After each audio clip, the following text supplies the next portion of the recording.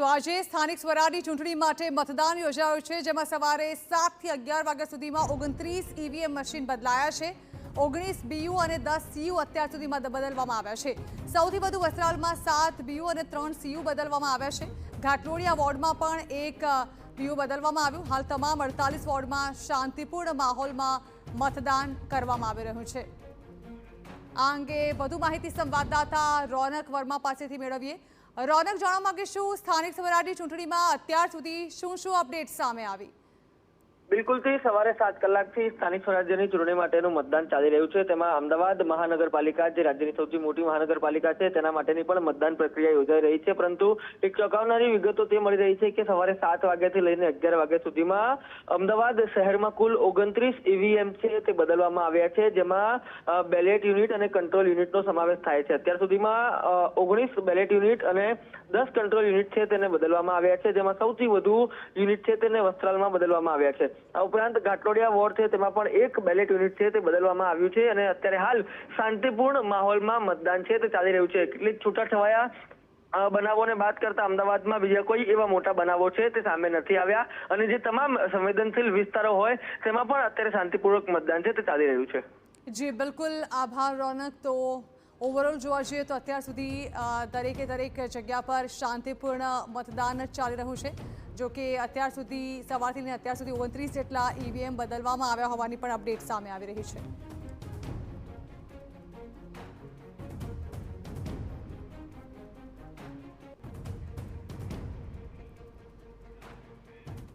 આ તરફ સમાચારો ખેડાથી, જ્યાં પૂર્વ કેન્દ્રીય પ્રધાન દિનશા પટેલે કર્યું મતદાન। નડિયાદના પ્રયાગ પાર્કમાં આવેલા બૂથ પર તેઓએ મત આપ્યો।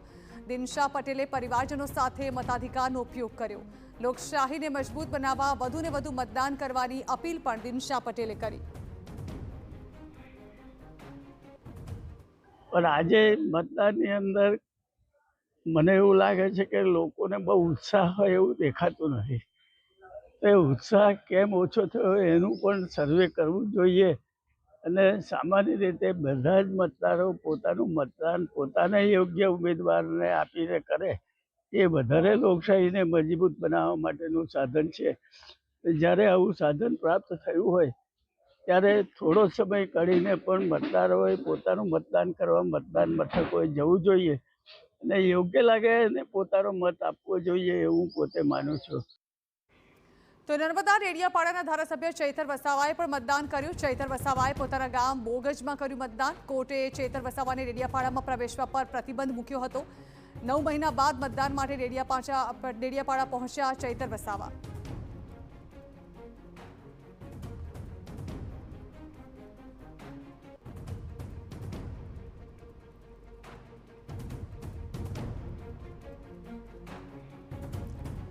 તો અમરેલીથી પૂર્વ વિપક્ષના નેતા પરેશ ધાનાણીએ પણ મતદાન કર્યું। અમરેલીની બહારપરા કન્યા શાળામાં તેઓએ મતદાન કર્યું। આ લડાઈ બંધારણ બચાવવા માટેની હોવાનું તેઓએ જણાવ્યું। તેઓએ કહ્યું છે કે ભાજપે સત્તાના જોરે મતદારો અને ઉમેદવારોને ધમકાવ્યા છે।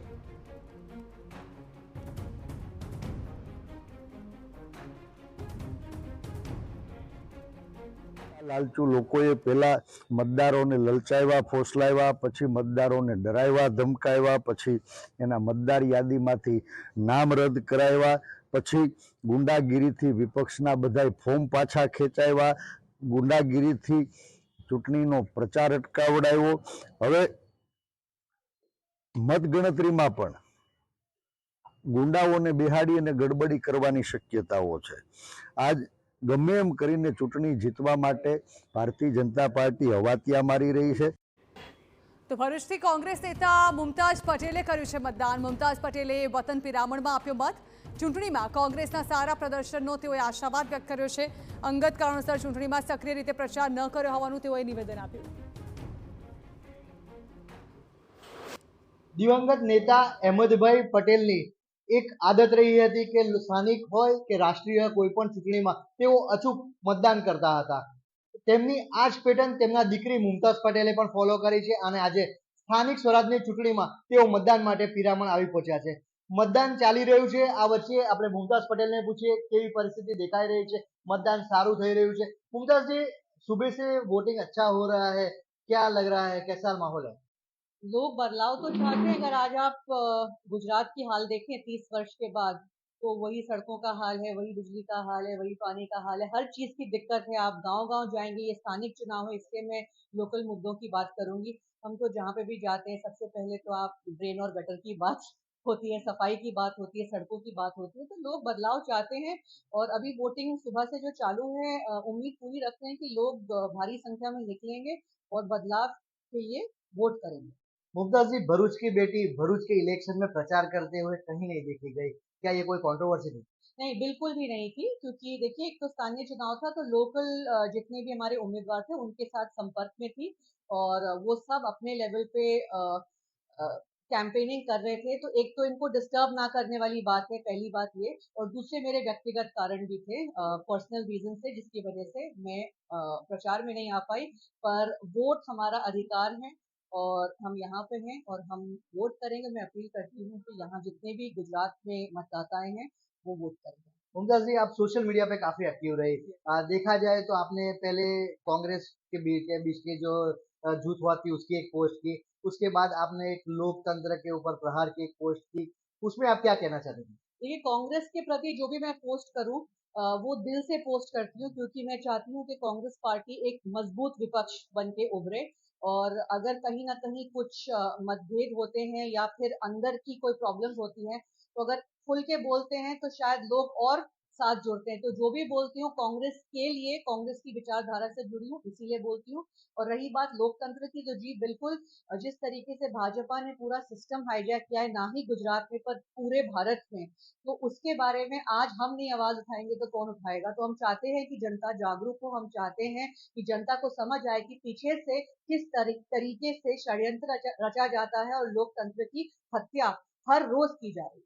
एक आखिरी सवाल, आपने रूलिंग पार्टी पे तो एलिगेशन किए, लेकिन देखा जाए तो कांग्रेस में भी कुछ ऐसा रहा कि जो मैंडेट था पहले आया, फिर बाद में किसी और को दे दिया गया। तो ये लगता है कि कोऑर्डिनेशन का कहीं पे कांग्रेस में भी कुछ गैप रह गया है। इसके बारे में मैं बोल चुकी हूँ और जैसा मैंने कहा कि इसमें कोई एलिगेशन नहीं लगाया।